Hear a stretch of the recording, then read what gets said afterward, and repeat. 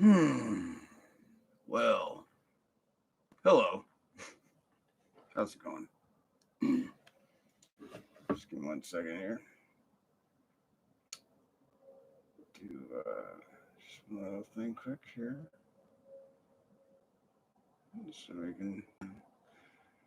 Hello, and welcome to another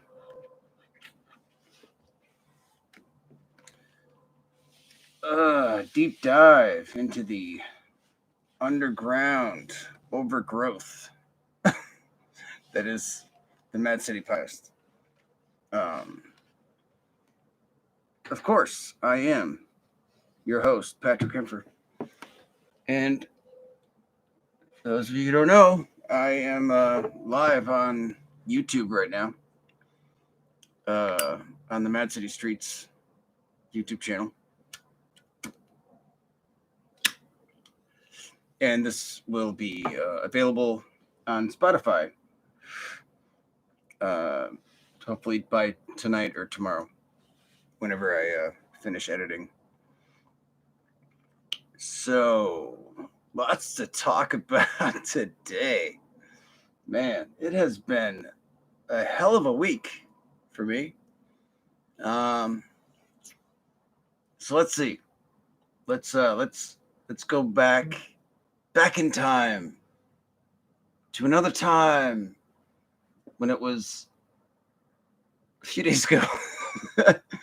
And I woke up, which is always a good start to a day, I have to say. Waking up is a pretty good way to start a day. You're like, hey, I'm awake and alive, and that's refreshing. It's nice. It's nice. So yeah, I woke up and I looked at my phone and I saw that there were some notifications there, and one of which was from my old friend Paul Collins. And some of you who listen to me here know my old friend Paul Collins. Paul Collins, I've known for a long, long time. We actually met in fourth grade. And I don't know if it was the first day of school, but I feel like it was. And that was a cool day for me because I remember coming to school that day wearing because I just got my ear pierced 2 weeks earlier at the mall at like West Town or some shit. And I know that when they pierce your ear, they tell you with that little gun, they tell you that you have to leave this stud in for 6 weeks. Let the hole heal and the scar tissue grow around it so it doesn't get fucked up. But I didn't want to go to school for the first day, fourth grade, with just this dumb little stud in my ear. I wanted a cool earring, something dangly, something that was fucking awesome that I stole from my brother, Casey. And I don't know what it was. I think it was like some upside down crucifixes or pentagrams or something rock and roll, something cool like that. And so I switched it out on my way to school, and so I was like, yeah. And I remember my hair looked really stupid because I just had it cut and it was sort of short, but like long enough to be poofy. And I washed and conditioned it the night before, so it was like poof, super fucking loud. And I remember thinking God, this sucks. But the earring will make up for it. It'll be cool. Anyway, so I ended up getting into a fight with Paul coming out the doors for lunch recess or something. And I don't know if we just bumped into each other or what, but for whatever reason, we got into it. And we're like, yeah, fuck you, bleh. And then we rolled around in the dirt for a little while. Over by, I think he came and confronted me while I was playing tetherball or some shit, or Foursquare or whatever that was. And he came and confronted me, and we got into it. And I don't even remember what the fuck we were fighting about, really. Just pride, whatever, But the fucking cool thing was there is about, back then is like kids could do that. Like the reason, I think a big reason why there was not a whole lot of fucking mass school shootings when I was growing up in elementary and fucking high school. In fact, I remember like the first big, well-known Columbine was like 99. So like right after I had finished high school, like it was just a couple of years after I'd finished high school. But you know, back then people just fought, like in fourth grade, two little kids, uh, could just roll around in the dirt and, work out their differences. And here's what happened with me and Paul. We fucking eventually were pulled apart. We got in trouble and we ended up having to stay late at school that day. And because we lived in we had to leave school and walk in basically the same direction, we ended up talking and come to find out we had some shit in common. Like he was also living in with like he was being raised by a single mom. Well, my mom wasn't single. I mean, she was like my dad was dead, and his dad was, I think, just gone. I don't know if he just wasn't in the picture. I don't think he was dead, but he just wasn't living with them, and his mom was raising him by herself.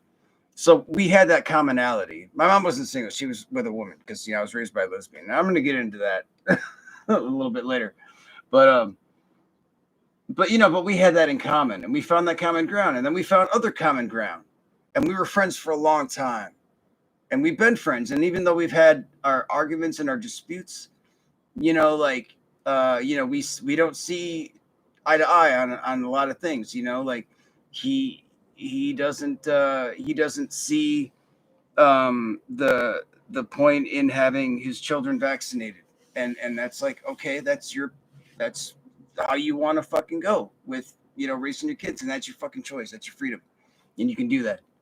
And I don't give him shit because he actually does do research.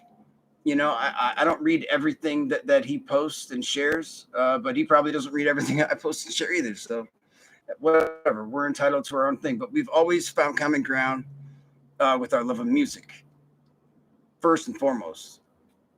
And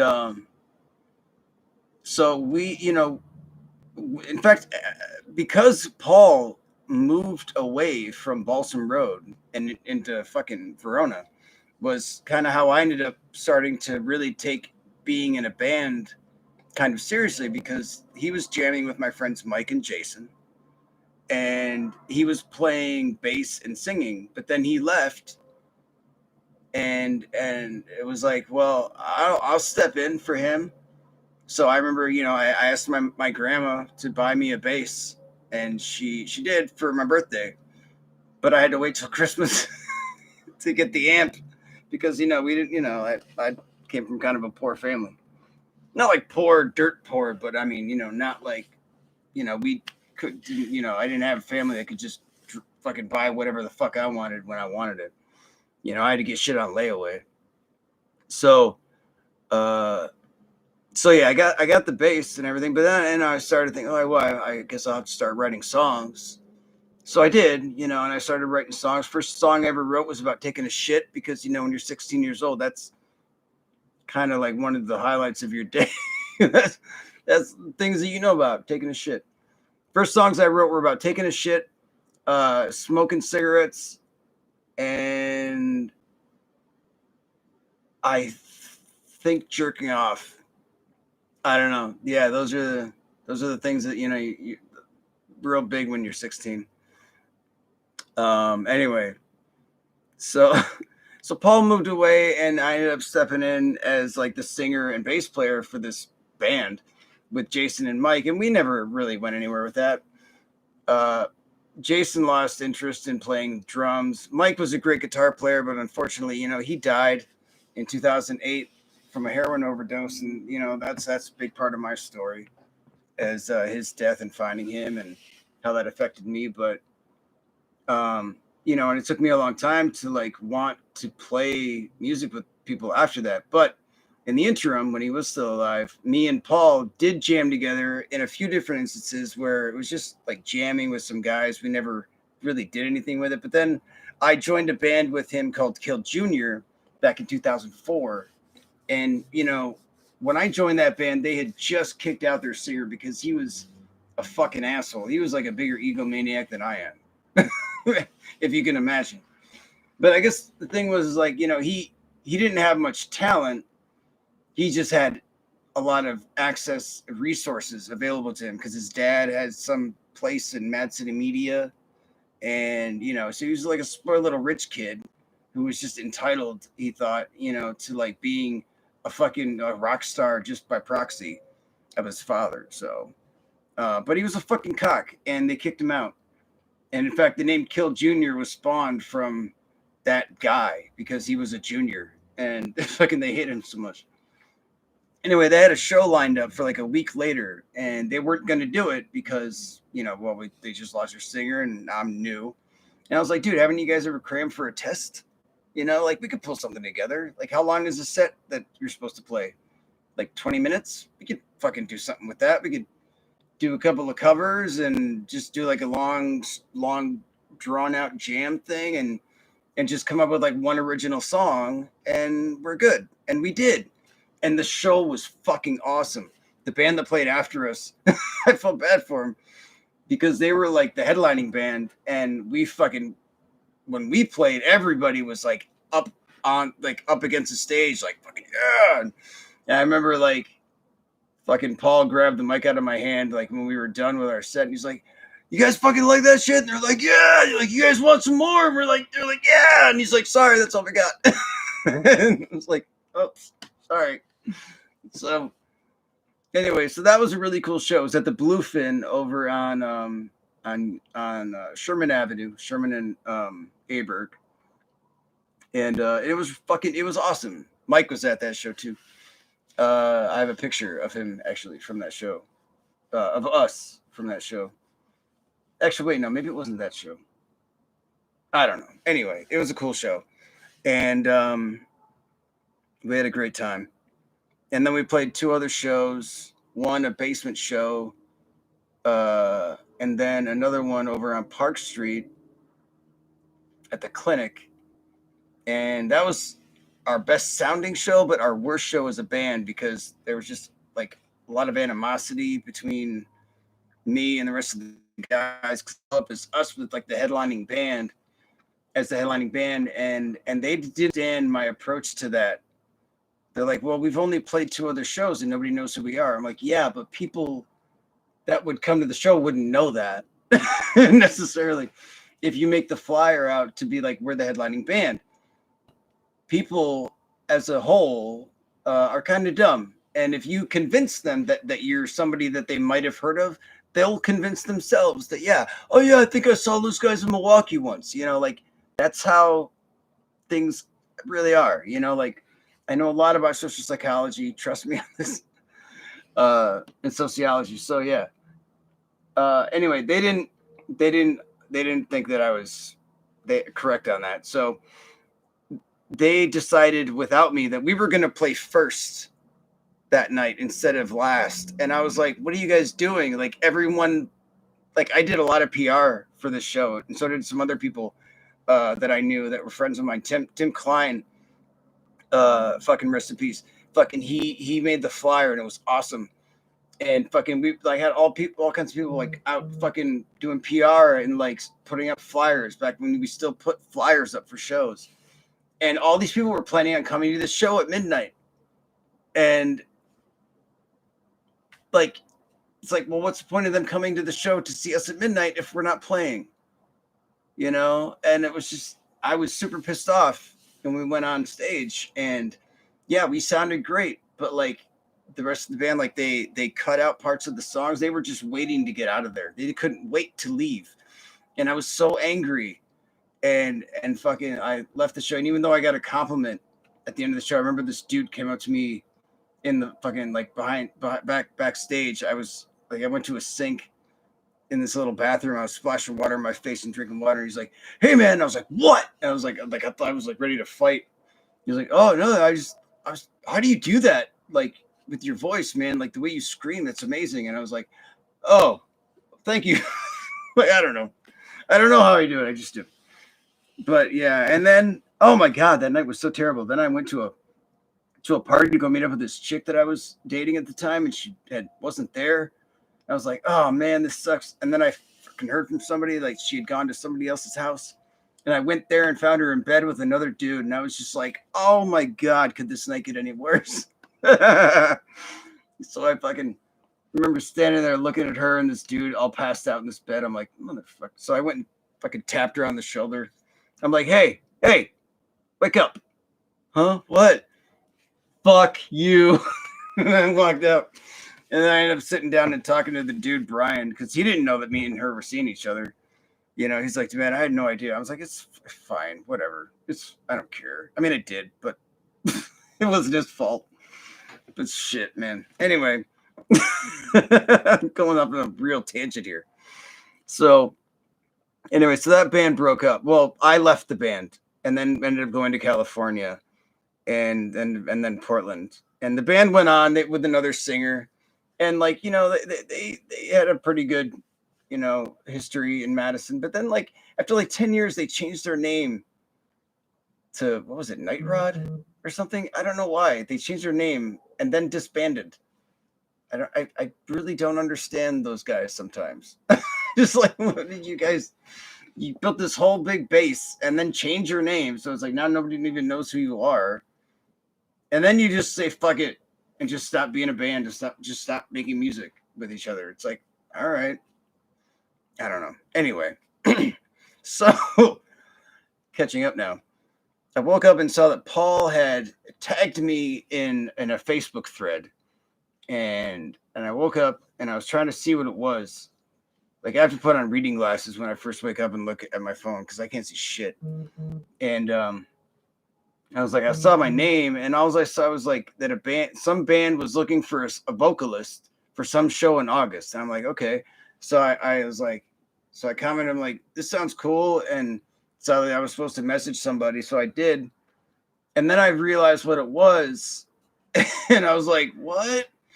So apparently there's this group of guys that were looking for a vocalist to lead a band to play at the Pantera tribute show in August. Now, I don't know exactly where it's going to be. I went to it back in 2017, and it was at the Badgerland fucking grounds out in Watertown.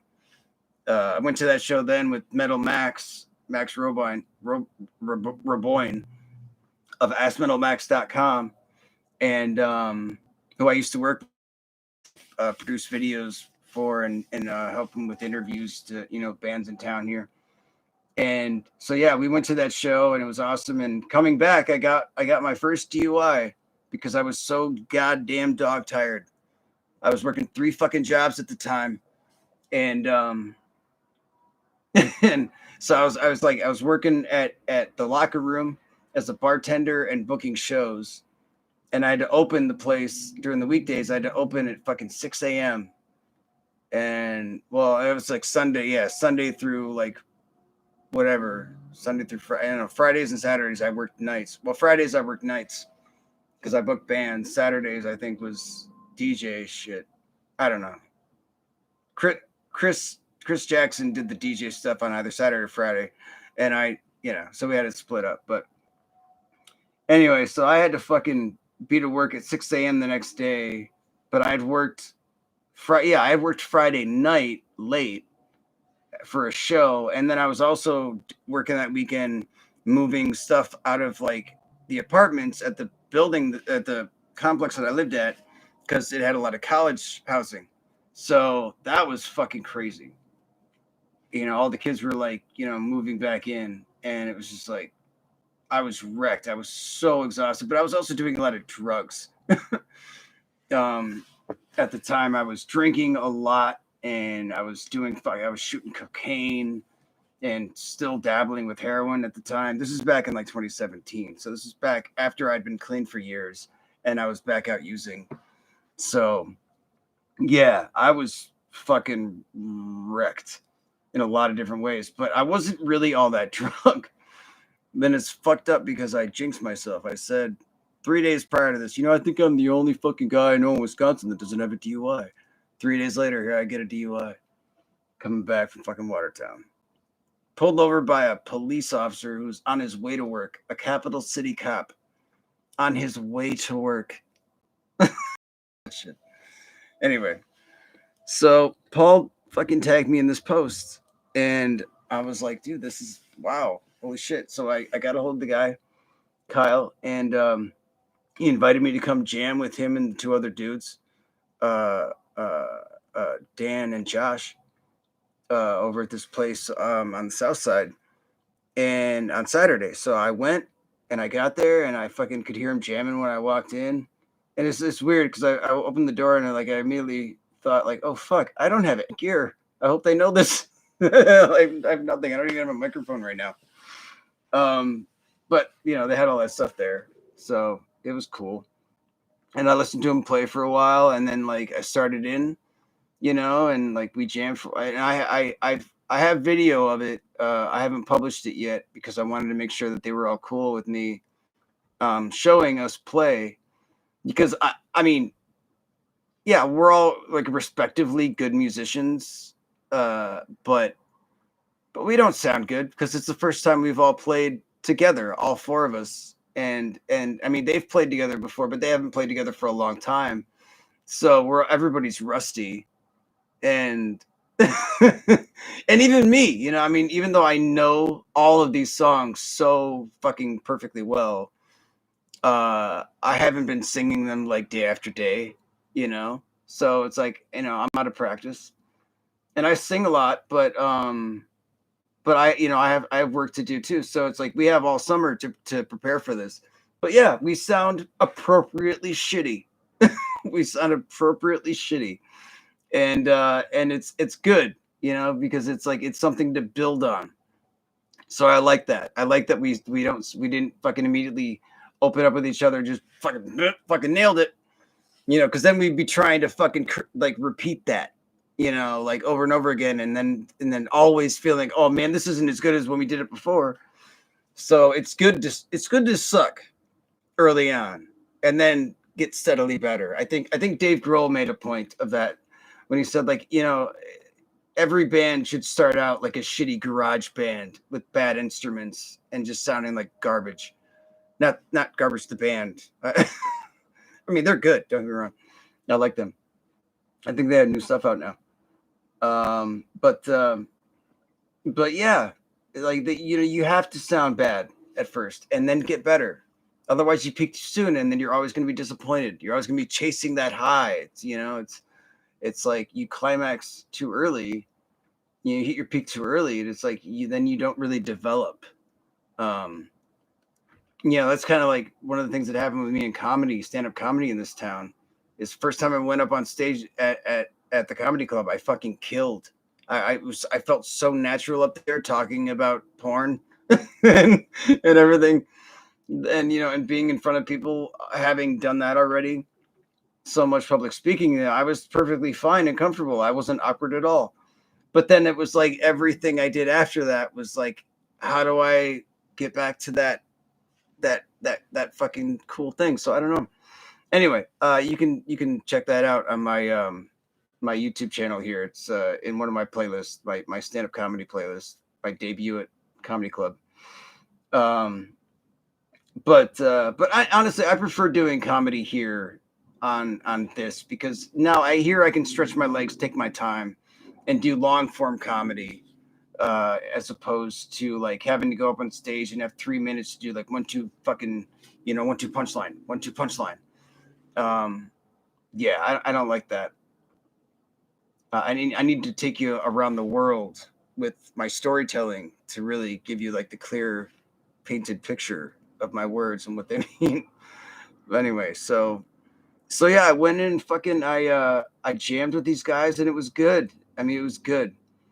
And there's going to be trying out a couple other dudes, they said, but they said it's probably not going to be much of a competition. I killed it, and even if they don't pick me to do this show in particular, I felt a really good chemistry with them. And at one point, the guitar player Dan, he was just riffing, and I just started singing over what he was playing, and we were just jamming, and it was and I have it recorded. So like there's potential to make a song just right there.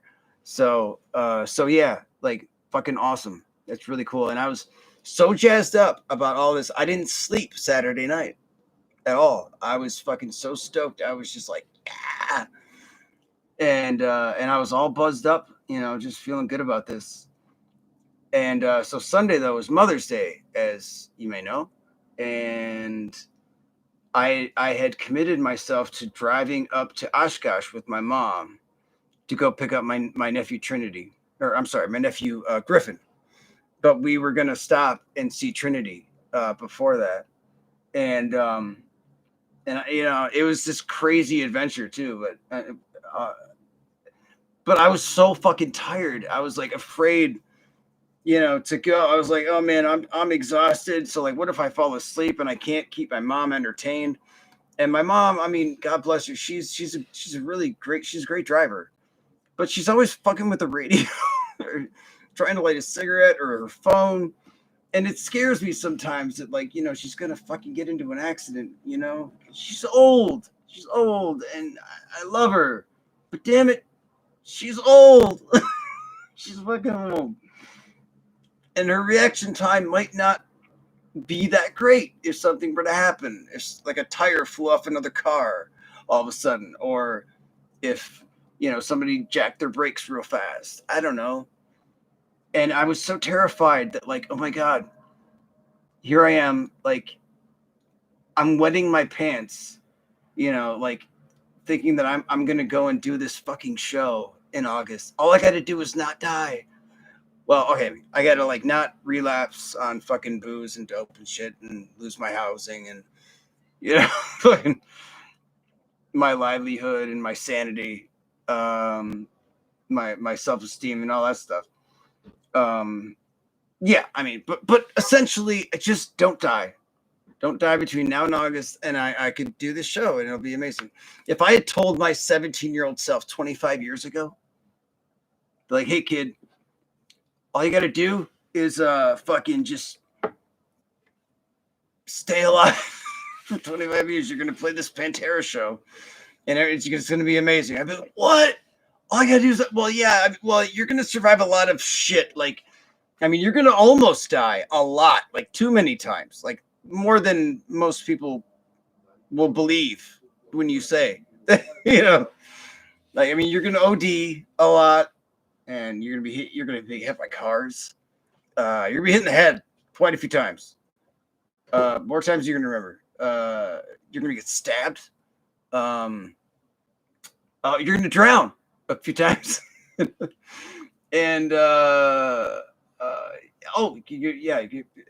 and some totally random people that you don't even know are going to beat you so bad you're going to go to the hospital and have to get reconstructive surgery on your face.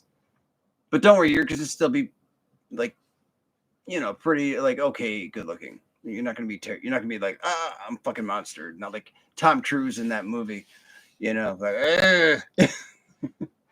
So anyway, yeah.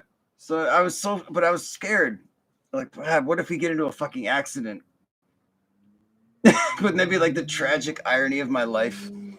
Like, like I finally, like, I pull myself out from under that fucking bridge, and I get clean, and I'm feeling better than I have ever in my life, in spite of all like trials and tribulations. And I have something really, really cool to look forward to. And then I die on Mother's Day with my mom going to go see my fucking nephews. Oh, man. I was almost going to back out of it. I was like, Mom, I got a bad feeling about this. I don't know if this is a good idea. I got this show coming up and I'm really nervous. I might pull a fucking Stevie Ray Vaughan. Like that motherfucker just before getting into a helicopter in Alpine Valley in Wisconsin here. He had just gotten sober for the first time in forever, and he felt great. And he was like, "This is the best I've ever felt my entire life. I'm king of the world. This is amazing. I love you guys. Yeah!" Goes up in a fucking helicopter. Woo, woo, woo, woo. Pfft, dead. Ain't that a bitch?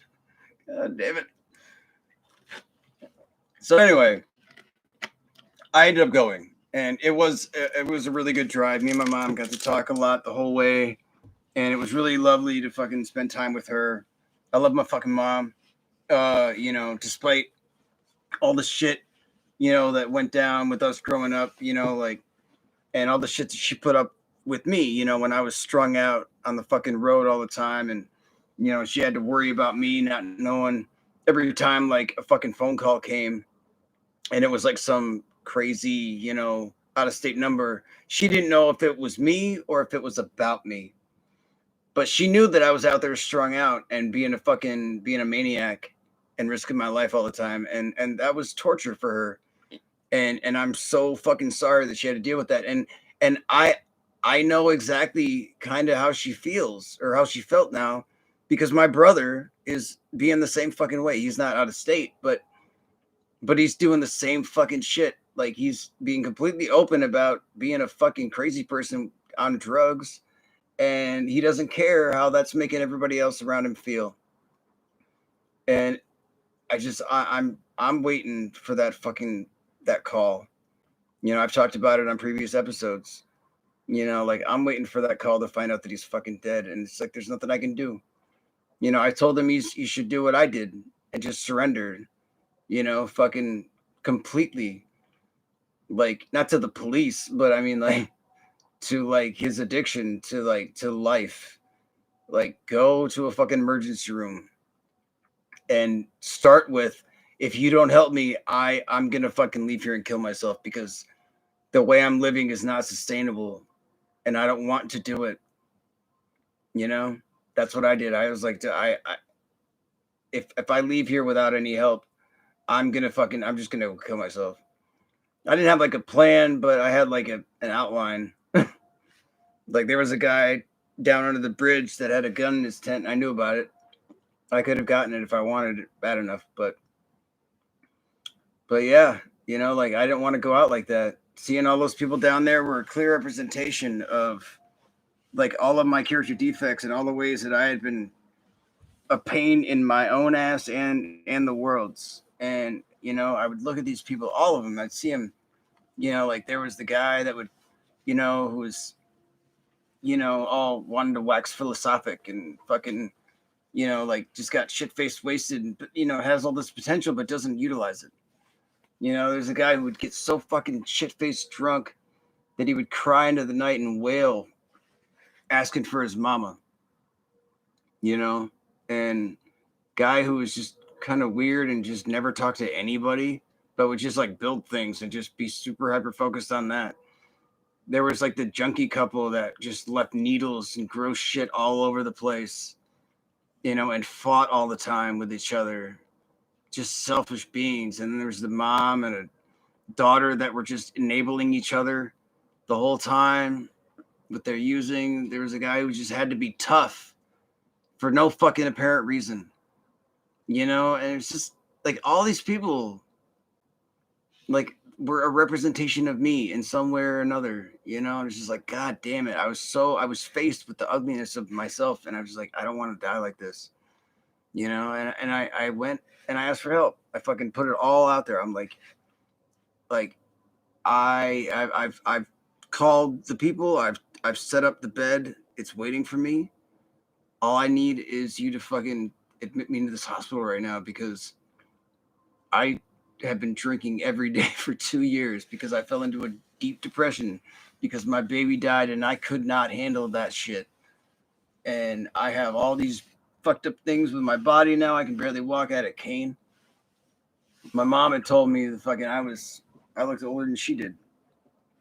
Or older than she was, And it's been 7 months now almost, and I feel better now than I did in the 7 years that I was clean before, because I have gratitude now. I have gratitude for what I have, and I feel really good about life, and I try to share that with people on a daily basis. I really do. That's a big part of this podcast, is that I want to share my love and appreciation of life with other people, and I want them to see that no matter what's going on in their lives, nothing is so important that you can't just set shit down. Take a step back, fucking tell the world to fuck off for just a little bit, just a second. take a breath and just collect yourself and resume. I tell people that at work, where I work at Pick and Save. People are standing there fumbling with all their shit. And they're standing there like waiting for my permission that I have to give them permission to set their stuff down on the belt. And it's like, you don't need my permission to do that. If there's room on that, you can do it. You're a grown fucking person with agency, and you can decide for yourself that I don't want to carry this anymore, and you can set it down. You don't have to set it down on the belt. You can set it on the floor. You can set it down wherever the fuck you want. And I don't care if you're carrying your fucking groceries.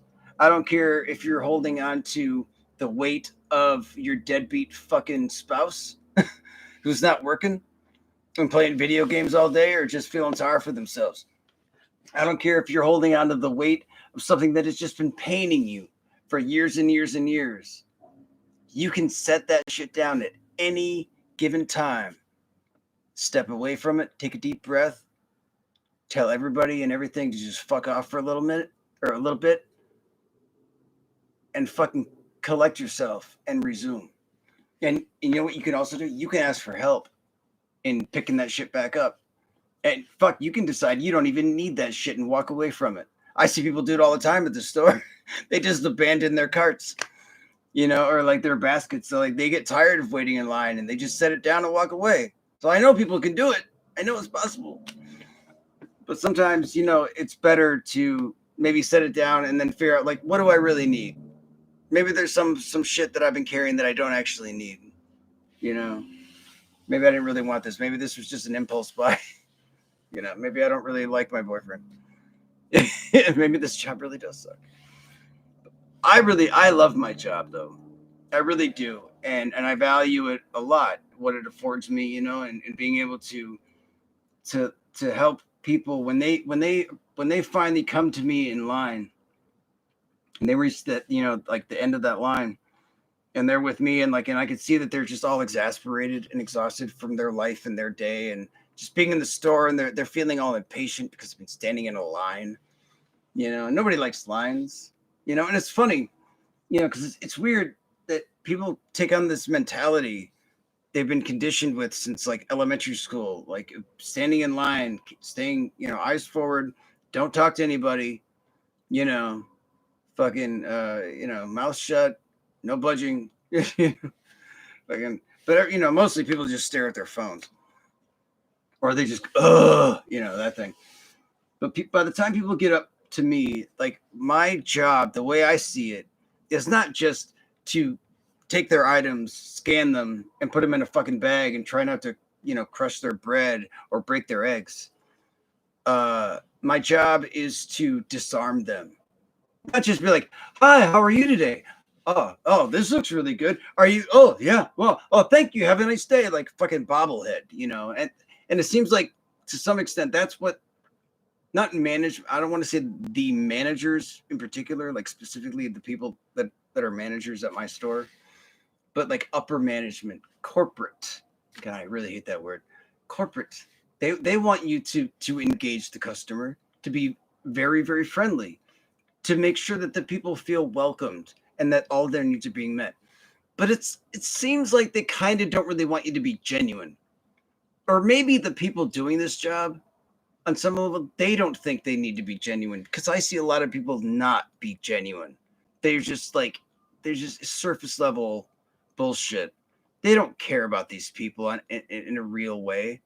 They don't have any real compassion or empathy for them. They don't see like the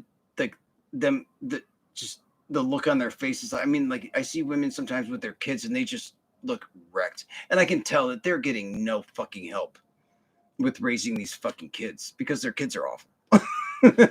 These kids don't know, they have no fucking manners. Because these parents, they're too tired to really instill them in them. Like they don't know how to fucking, maybe they don't know how to fucking do it because they weren't taught.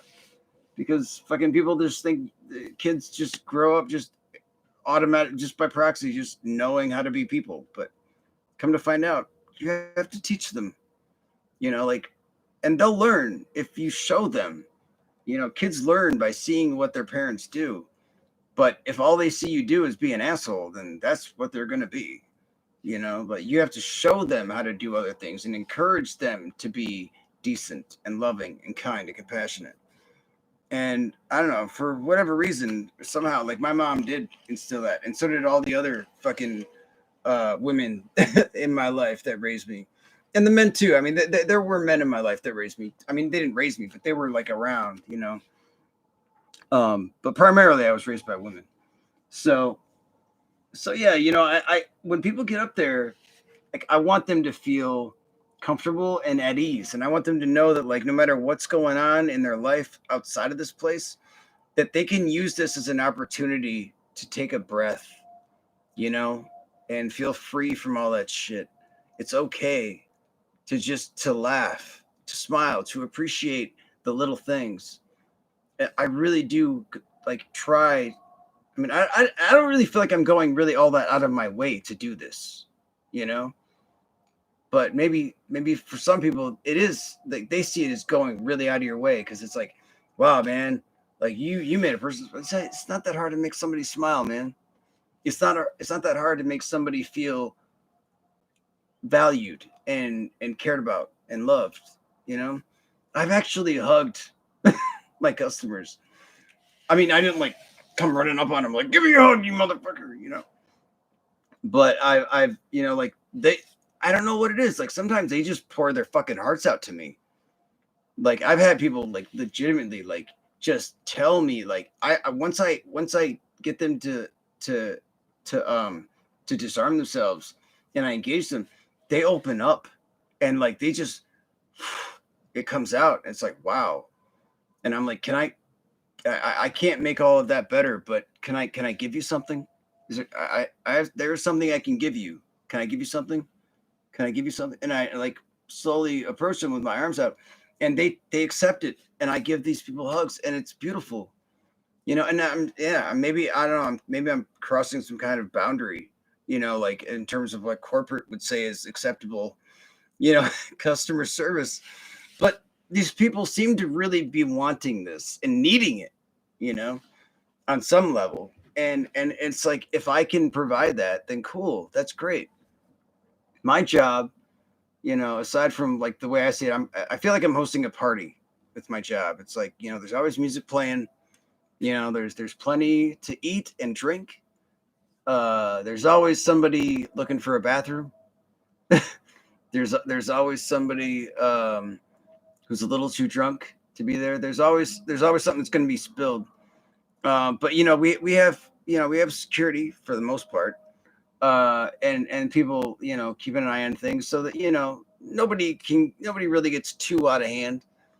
But the fact is like, as long as everybody, uh, by the time they walk through that door and walk out again, as long as they've had some kind of perspective shift and they can go out into the world and feel a little bit better, and if I've made them laugh, if I made them smile even, I know that I've done my fucking job.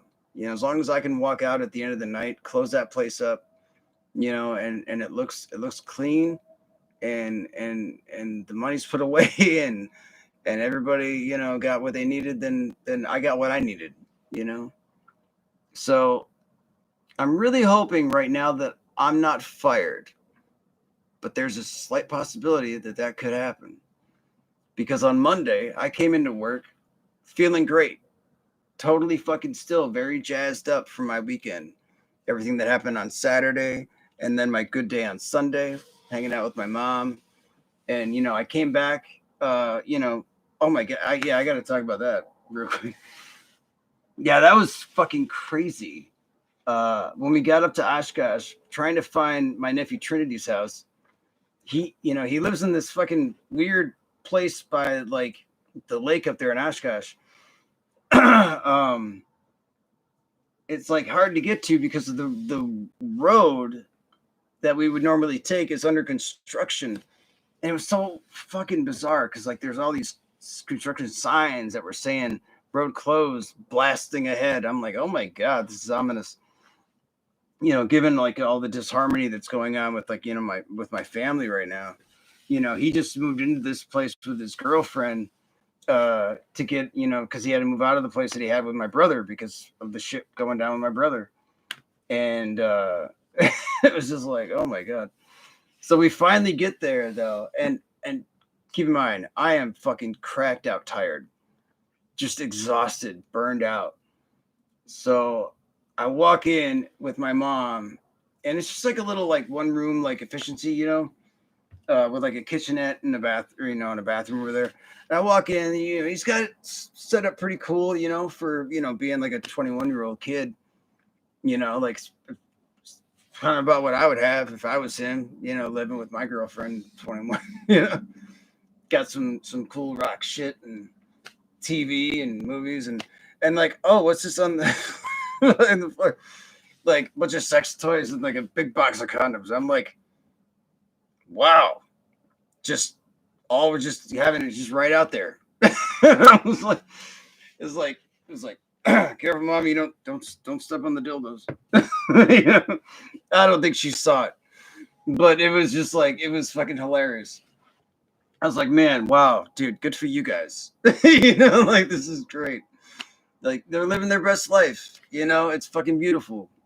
And with everything that's going on with, like I said, with my family and everything, like this girl, like she's now part of it too. This all this drama with my brother, and he's gotten in her face about some crazy shit, fucking, and she's no stranger to the world being a terrible place and people being assholes. But man, that's like, I really wish her and my nephew the best, because like they deserve it. They really do. So yeah, it was this crazy adventure, and then I came back after we picked up my other nephew Griffin, and I got to see them and fucking hug them, and I make it a point when I see them, like, that I hug the shit out of them, like in real way, like hard, because I don't see them really hardly ever. Like they've lived in fucking Oshkosh for over a decade, and I just don't see them much. And since I don't have my own place, or when I did have my own place, I would have them come down and they would stay with me here and there, but not much, and I really, I've always wanted them to be a bigger part of my life, and I've wanted to be bigger parts of their lives. And I'm hoping as time goes on that that'll happen. But yeah, coming back with Griffin was cool. And then when we got back to town, he just had a birthday. He's 18 now. When we got back to town, I brought him to my house, and I made food for my mom and Griffin, and I made food, the kind of food that I eat. And I don't know if you guys follow my Instagram, but on my Facebook. But I take pictures of shit that I eat, like for real. Oh man, that's one of the highlights of working at a grocery store. I can get fresh fucking food all the time. So yeah, again, I really hope I have that job still, because yeah, went into work Monday feeling great, and I was doing my regular thing, just chatting it up with people that came into my line. It was a little hectic because I mean, I was late as usual, because I'm always late to that job because I walk there. If I had to go across town to be at work, I'd probably get there like 15 minutes to an hour early. Because it would have to be set up on a different kind of schedule, because I have to walk. It's like, no matter how ready I am at 2:30, I somehow cannot get out the door before 3 o'clock. I just can't. I don't know. There's always something. I have to like go to the bathroom, or Daisy does, or I fucking can't find my socks, or some shit. It's just like something. It's weird. It's a weird phenomenon. So anyway, so I get there, and then my coworker Eddie wasn't there. He was supposed to be there at 3, and usually he's on time. He's pretty good about being on time, and he's actually like my superior technically, even though he started as a CSR after I did. He already worked at the store like as a lead in the deli, and he still works in the deli like half the time. So I don't know, but he's technically like got a leadership position like higher than mine. So anyway, but yeah, he wasn't there because he's not used to school. Just ended the college, at UW just ended. So I think he was still stuck in his mind on being there at 5 instead of 3, even though he's scheduled for it. So I had texted him at like 4:45, like, "Hey man, you know that you're scheduled at 3?" And he's like, "Oh shit." So he came in, it's just like little before that, like little before 5, and jumped in right away, and trying to catch up. And we had this long line, and I was doing my best with it. I'm having a good time, because like I don't usually get stressed out by the line, because like I said, I know that by the time they get up to me, I'm gonna make them feel okay about the fact that they had to wait. I'll tell them like, I appreciate your patience, and I'll tell them like, what patience means. It means to suffer without complaint, and I like that you did that. But hey, that doesn't mean that it didn't have to, that you don't have to like it. But I appreciate you not giving me a hard time about it, because it's not my fault, and we both know that. But the most important thing is that you get out of here feeling better than you did when you walked in. Anyway, so this young woman came in, or she was up there in front of me. She had a cross around her neck, a crucifix, and it was cool because I'd never seen one like this before, where the chain was attached on the top and the bottom, so the crucifix was like slanted.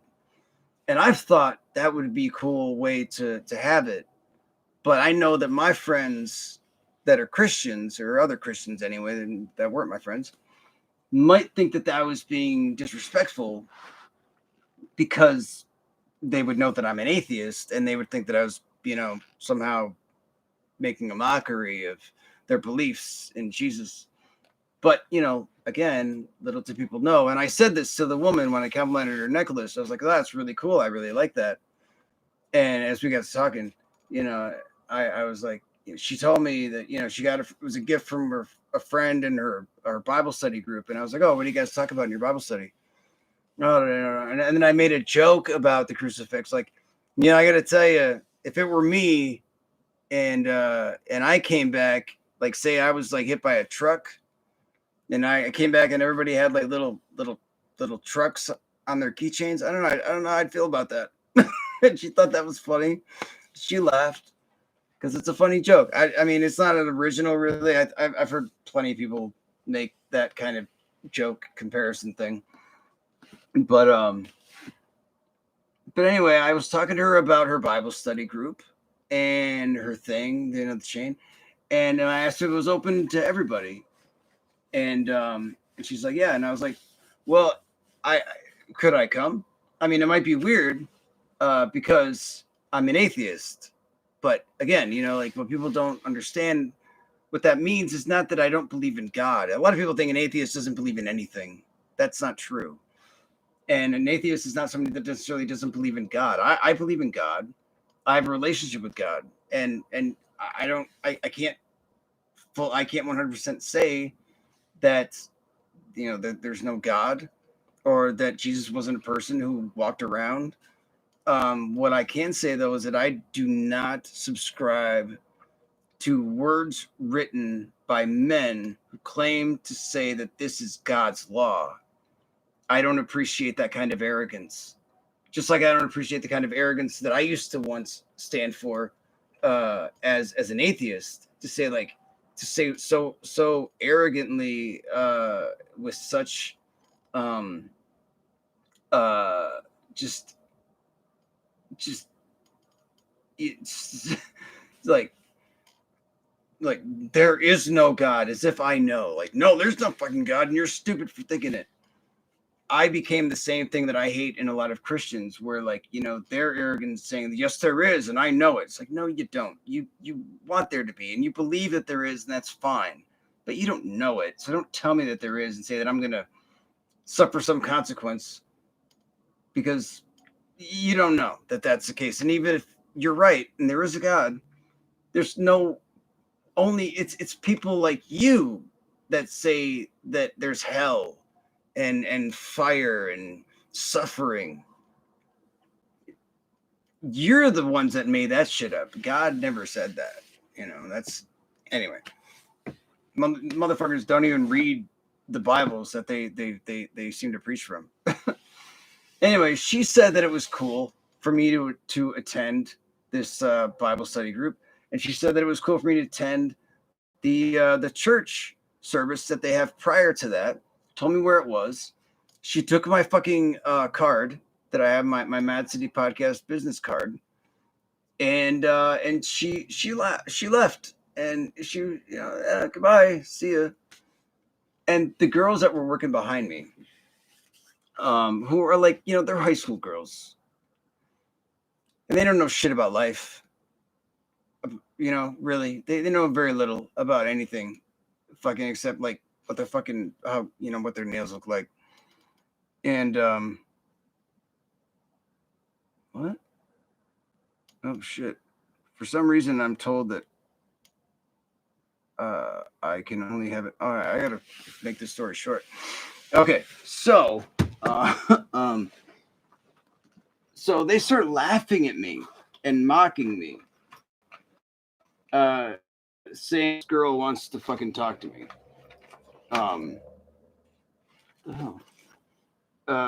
Like, that's just silly. Like they think it's dumb that I would even consider, like, like why do you talk to them like that? And by them they meant like young pretty women, because, well, why would a pretty girl want to talk to me? I'm just some creepy gross old man, right? And they thought this was hilarious, and they start laughing at me, and like in a really mean spirited way. And I don't know why it got to me so fucking much, but it did. It really fucking did. And I don't know. I got really uncomfortable. So I excused myself from work, and I was like, I'm taking my break. Like, and I even told Eddie, I'm like, I'm taking my break. Okay. And I left, and I went outside, and I was collecting carts, even though I was on my break, because I do that. And oh my God, it's gonna cut me off. Shit. All right, I might have to add on to this. It'll be okay. So yeah, I was outside collecting carts, and I remember seeing Calvin, the security guy, leave. So I knew that it was about 7, because that's when he leaves. And shortly after that, I saw this group of 3 women come in, like an older black lady, and then 3 younger ones, and I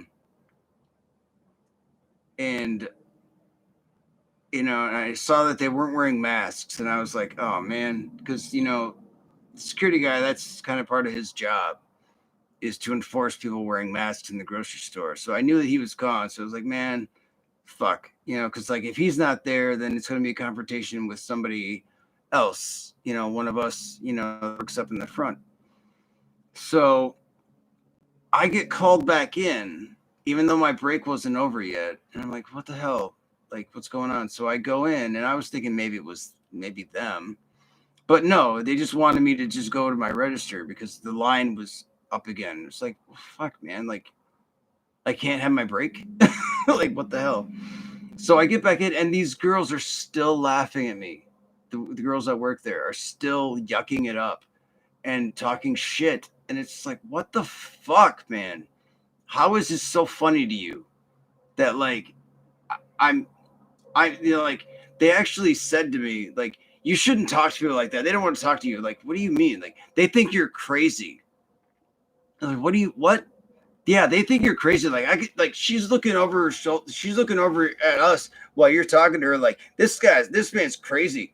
And like, yeah, they come up to us, like, after they walk away from you, like, he's crazy. Like, and like, why is he like this? Like, making me feel like some kind of piece of shit, like tearing me fucking down.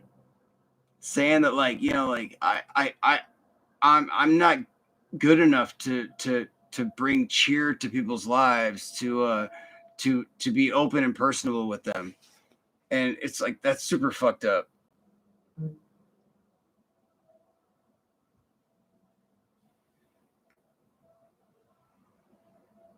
All right, hold on. Okay, I have to I'll resume my story in a second here. I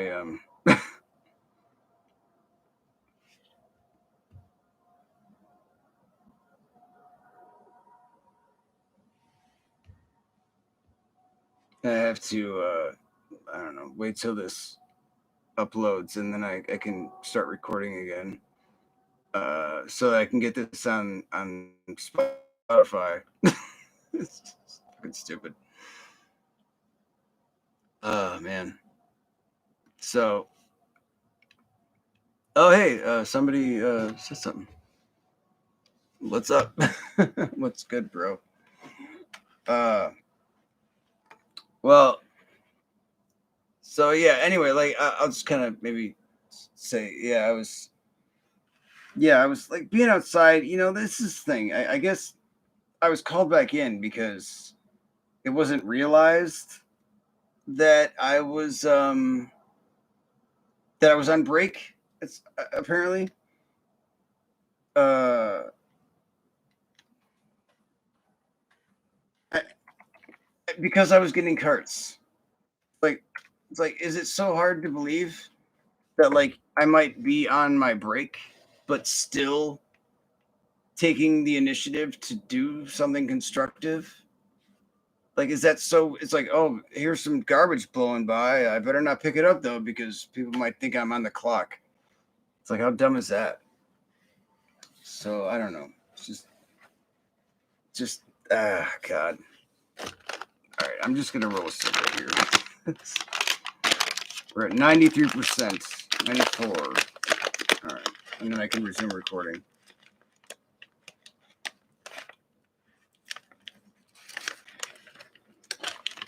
All right, 100%.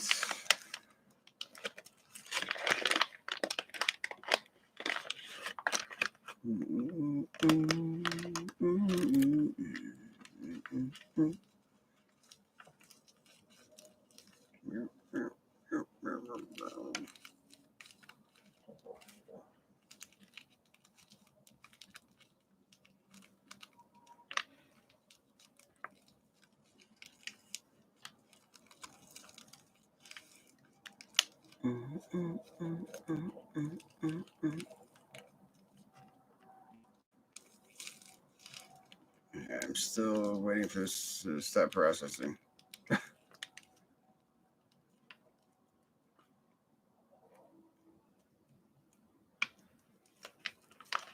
I have to stop going off on so many tangents. It's my problem. Okay, so it looks like there's two people. I have two people listening to me on my live stream, and I see that one is so lethal there. Who else is on right now? I'm wondering. Why don't you say hi to me?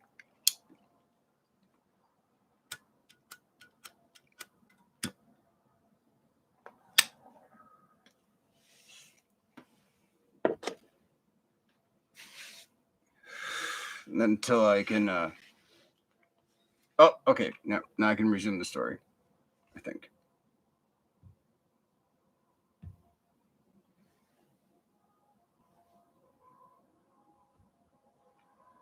Okay. So yeah, it's real fucked up. Like they're openly laughing and mocking me because they think it's so hilarious that me, an older man, is being so personable with, like, an attractive woman. Now, I don't know what else you would call that but ageism, you know? And I don't know, maybe sexism too. I don't know. I don't know. I mean, it's like, by whatever standards people have set in society, I guess I'm technically considered like an attractive person. I don't know, like I have like I don't know. Women tell me this, so I don't know because I think I look particularly. I look particularly weird, but it's my face, and I think I look fucking bizarre. And I think everybody looks at their face close up and is like, wow, I look fucking weird, you know. But it's like from a certain angle, certain times in the right light, yeah, it's like, wow, hey, I look pretty good. Apparently, there's something about you see yourself like the way you see yourself is like one side of your face, and the way other people see you is the other side of your face. So I don't know which is which. I don't know. Like I see my right side, and that's the weird one, and other people see the left side, and apparently that's my good side. I don't know. But either way, um, yeah, I've gotten throughout my life a lot of attention from both sexes, men and women. And I was labeled a pretty boy early on, and and I've been objectified by a lot of people, and I know how shitty that can feel, to feel like you're not like actually a person. You're just something that's just there to make somebody come, and it's like it it feels gross. It really does. Um oh, somebody left. Whoever else was here. But yeah, it feels fucking gross to have somebody to fucking treat you like that. And I don't like it. And I appreciate why women don't. Um but it's like I don't know, like the double standards just seem to be flying up in the air nowadays. So I don't know where they are. It's like, am I supposed to feel like I'm not worthy enough to be personable with an attractive girl because I'm not like 21? Like have I lost my place in society where that's acceptable, or what? And according to who? Like the high school girls. I don't know. Like, and like their opinions should not fucking matter. But I don't care who you are, what age you are. Like having people fucking sit there and laugh at you, and make you feel inferior, make you belittle you. Like it doesn't feel good. I don't. It fucking hurts. It sucks. And and not only that, but to say that, yeah, I'm crazy. I'm a crazy person. Like not only are you insulting like my looks and my status just in age, but you're insulting like my like integrity as a like my intelligence, even maybe. I don't know. It's like I'm insane. I'm crazy because I think that people might want to be approached in a personable way. That's our job. It's like, don't they know that? That's our job. We're supposed to do that. We're supposed to engage people. According to the corporate people, we're supposed to engage every customer and make them feel comfortable and get personable with them and compliment them, and like, I really like that dress, or like, oh, I like, is that a new haircut? Oh, that's amazing. Like, oh, whatever. Like we're supposed to do this. This is our job. And to be made to feel weird or shitty or wrong about doing my job by the people I work with, it's kind of fucked up. So anyway, I come in from being outside, and a customer comes up, and like, hey, how you doing? I'm like, well, I was having a pretty good day. I was feeling pretty good until these people started making fun of me over here, and now I don't know. And then I hear somebody behind me say, can I get a scan? And what that means is that one of the people, not the girls that were laughing at me, but somebody that was working behind them at register 1, this other girl, she's very lovely. She's really cool. I like her a lot. She never talks shit to anybody. She's very sweet. Um, she asked for a scan because she's underage. She can't sell things like liquor, alcohol, or tobacco products. So or cough syrup. You know. So she's like, "Can I get a scan?" So I walk over, and wouldn't you know it, it's the three women I saw walk in without masks. So I'm like, "Oh, great." So I walk over, and I'm standing there, and I'm looking at them, and with just with my eyes, I'm trying to communicate with them because that's what we're reduced to now with COVID times, which I think to some degree has been good, because it allows us to actually really see people, like really look at each other in a real way for who we are. And I know a lot of people get very uncomfortable looking each other in the eye because it makes them feel vulnerable. But I think that's ultimately that's been maybe a good thing for us. And I can see why so many conservatives and other people who are just completely full of shit don't like that. They don't like having to wear the mask because they don't like that kind of vulnerability. It's too intimate. And that's what intimate means, by the way. It means sharing fear, being vulnerable. Anyway, lesson over.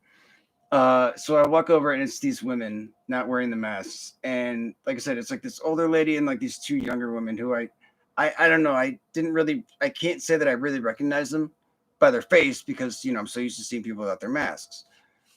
But the older lady, I recognize her because she does come in kind of frequently without a mask, but I don't give her shit really because she's old and she's relatively sweet. And I don't know, she seems like she's kind of not all there. And chances are these fucking girls are taking advantage of her in some way. I wouldn't be surprised. Or maybe they're related. I don't know. Maybe they're like her granddaughters or nieces or something. I don't know. But in any event, they're just there with one item, a bottle of vodka. And they've got it at the end of the belt on the metal part. So not on the belt. And so I'm motioning with my eyes like, are you going to move it closer so we can have this transaction? And then, one of them, she picks it up and like puts it on the belt, like in a like an aggressive way. Like, oh, excuse me. I'm sorry. I didn't know I had to do this. Like, really? Just all this, there's all this tension already, and I'm feeling tense because of what had already happened previously, but they came in here like clearly just obviously looking to stir up some shit, without masks. I mean, you know that they did because obviously. So with all this attitude, they put it on the belt, but just enough. So I have to like click the thing to make it come toward me.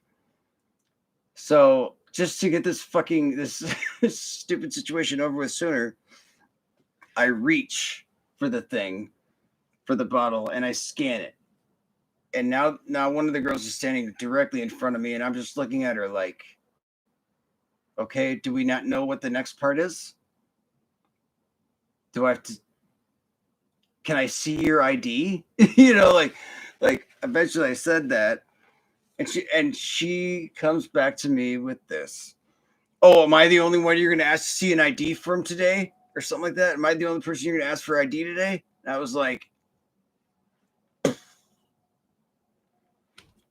oh my God, I cannot fucking deal with assholes anymore right now. And it's like, you know what? I don't fucking care.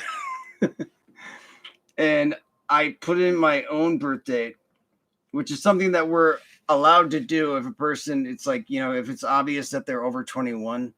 But she wasn't obviously over 21, not like the old lady. I mean, like this girl could have been under 21. I mean, she didn't look obviously aged. I mean, she didn't look like she was 12, but it's like, I don't know how fucking old she is. And it's our job to card people. Unless they're like just old. I guess, I mean, like if somebody looked like, I guess if they have to be old like me, like You have to look old and creepy and just gross and like you're about to fall over and die old. Because apparently that's what I look like. And fucking, I was just like, oh my God. I don't know. I was like, you know what? I don't fucking care. And then the old lady, she's like, actually, that's for me. And she's already drunk too. And I was like, you know what? I don't give a shit. I just kept putting in my birth date, and then I walked away. And then this girl, she just, oh my God, I just ruined her day now because, you know, she was in such a good mood probably right up to that point. But you know, it's just, oh my God, she's standing there with a sucker in her mouth, just giving me this look like, just say something. This look like, I dare you to say something to me. I dare you to say any words to me in this social environment during this transaction, you know, that we're about to have. I dare you to speak to me. Now, if I had said to her, excuse me, miss, would you mind putting on a mask? I'm sure her response would have been, oh, am I the only one you're going to be telling to put on a mask today? You know, she was just looking for a fucking fight. And it's like, you know, I can't help but feel like this is already reminiscent of the time that I was attacked downtown. You know, it was like, it's just like that guy, you know, like, and all I said to him was like, hey man, you having a good night? Because clearly he was under some kind of stress by the way he did not try to put his garbage in the fucking garbage receptacle, and that he let his food just spill out on the fucking concrete, you know, instead of like taking the extra step to make sure it went in, or instead of maybe going a little out of his way to give it to a homeless person that could have eaten it. And yes, I was homeless. I mean, I wasn't that hungry, but he could have given it to anybody, you know? So it's not like I wanted it, but it's like it didn't need to go to waste. But it's assholes like this that's like, oh, I'm fucking angry. I'm having a bad day, so I'm just gonna bulldoze through everything and just wait for somebody to say something to me just so I can fucking crush them. And just take all of my anger and hate out on somebody else. And that's exactly what was about to fucking happen. I said, can I see your ID? And she fucking went off. Oh, am I the only one that you're going to ask for fucking this bullshit? And she just started just unleashing on me, verbally abusing me, verbally attacking me. And I freaked out. My PTSD was triggered and I freaked out.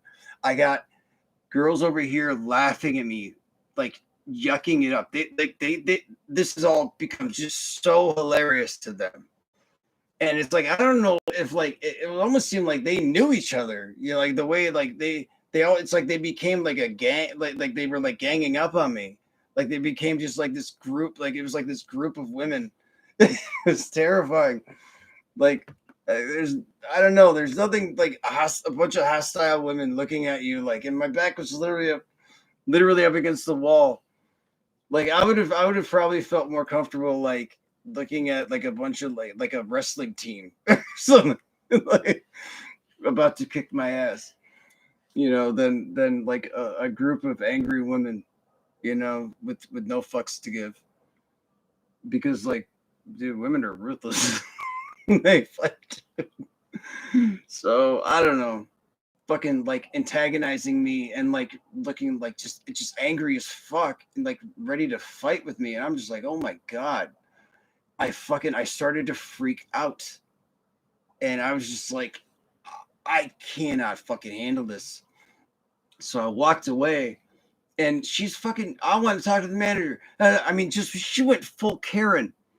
I want to see the manager right now. And it's like, dude, you know, Karens are awful because yeah, like whatever they're just mean-spirited people who just are having a shitty fucking day or shitty life, and they want everyone to just drop everything that's going on and cater to their bullshit and make them feel fucking, just to make themselves feel better. They want to ruin everyone else's time and make everyone feel like shit to make them feel better. But I tell you what, there's nothing worse than a black Karen, because they're not only going to fucking do all those other things that I just said, but they're going to throw in on top of that, like, oh no, the only reason that you're telling them to stop being an asshole is because they're black. It's like, no, it's because you're being a fucking asshole. You know, it's just like, ugh. And it's just try to, and you're trying to make me feel like on top of everything, like now I'm supposed to feel bad. I'm supposed to feel bad for you because, like, you know, like you suffered racism. It's like, yeah, that sucks, and I'm sorry. But have you ever given the thought that maybe some people just don't like you because you suck at being a person? Good God. You know, I was just like fed up, man. But yeah, they called the fucking manager, and I turned around because I could still hear them fucking go on. But like again, it's like now I hear them like bitching and laughing at the same time, along with these other girls who were still laughing. And it's like, what the fuck is going on here? Like I was like, I swear to God, like, yeah, I felt like I was being attacked all over again. I wasn't getting punched to the ground, but like it was similar. It was so uncomfortable. And of course, fucking, I'm like, you call a fucking manager? Well, I don't think I said it like that. I don't think I cursed at that point, but I was like, really, you're gonna call the manager? Fine. Like, it's like you say, yes, I did. Like he cursed at me. It's like, yeah, I did. Yes, I did. I said that. I said I don't fucking care because fuck you. I didn't want to say that either, but I was just like, yeah, but fuck her though. God, what a bitch. You know, she's like, Jesus. Again, it's like I was having such a good day. So anyway, what happened was I got called back, and my manager fucking's like, yeah, I got to send you home. I'm like, yeah, well, I figured, you know, but like, you really need to look at this in context, okay? So I had to write out on paper like what exactly happened, and then he sent me home. And then the next day, I called my HR manager to ask him like, so what's the story? What's going on? You know, like, am I gonna get fired over this or what? He's like, well, I mean, like, they could fire you. And I was like, really? Because that's super fucked up. Because there was a woman that worked there that finally doesn't now, who was awful in so many ways. She's a black Karen, but she was a manager there. And she made people cry, not customers, mind you, but other employees. Like, she made people cry and quit. People quit because of her, you know, and it's just like, Jesus Christ, you know, like, you know, just because she was just like, no, everyone needs to bow down to me and what I want. And she actually said that to me once. She's like, no, here's what you need people need to understand. What I need them to do is bow down. I'm like, I'm sorry, what did you say? Bow down? You need people to literally bow. Okay, wow, you're ridiculous. And she's like, you're ridiculous. I was like, okay, wow, you're a sick, crazy person. It's like, fucking Jesus. I've never met a fucking a narcissist like that before. That shit was terrifying. But anyway, they put up with her forever, like meeting after meeting. I don't know if they were giving her suspensions, but there was plenty of times where she wasn't at work for periods of time. But I get one write up, one suspension, and they're saying that, yeah, like we might cut you loose. If they fucking do, I swear to God, they're gonna have hell to pay, because I'm gonna bring up all of this discrimination that was brought against me, and they're gonna understand that, like, yeah, I was having a fucking breakdown from my PTSD, which they're all well aware of. And I had said openly that I'm taking a break. And I said, why? Like, these girls are pissing me off. Like, they're upsetting me. And nobody's doing anything to shut them up. Not even Eddie, who's my superior, because apparently he was oblivious to this. So much so that he even said, when I talked to him the day after, when I came back in, like, they said I was scheduled, but then as soon as I got there, they're like, oh yeah, corporate said that, yeah, you're suspended and you can't be here, so you have to leave pending this review. So I don't know, they haven't made up their minds yet, so I really don't know if I still have my job. If I don't have my job, I'm going to file for unemployment, and I'll fight this. And I don't know if I'll win or lose. I don't know, but at least I'm not going to be pushed around. You know, I'm not going to be made to feel fucking stupid or crazy or inferior for one doing my job, but for trying to make people have a better day. You know, and of all things, having a conversation with somebody about God and spirituality. Am I crazy for that? Does that make me crazy? Like, I'm sorry, but I don't see where I'm wrong in any of these things except that I lost my cool. But God, can you fucking blame me? Being pushed and pushed and pushed, literally to my back was up against the wall. I'm being fucking verbally attacked in all kinds of different ways.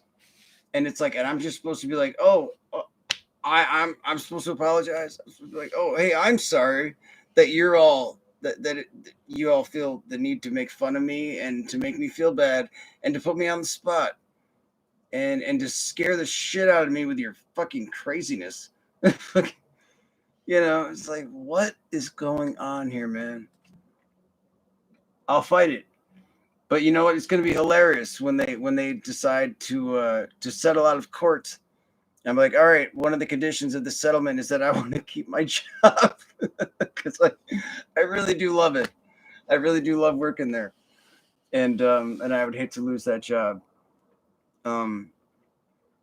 At least until I start making money off the podcast, or me and this band, go on to become rich rock stars, or I finally publish some writings and become a known, respected, rich writer. I don't know.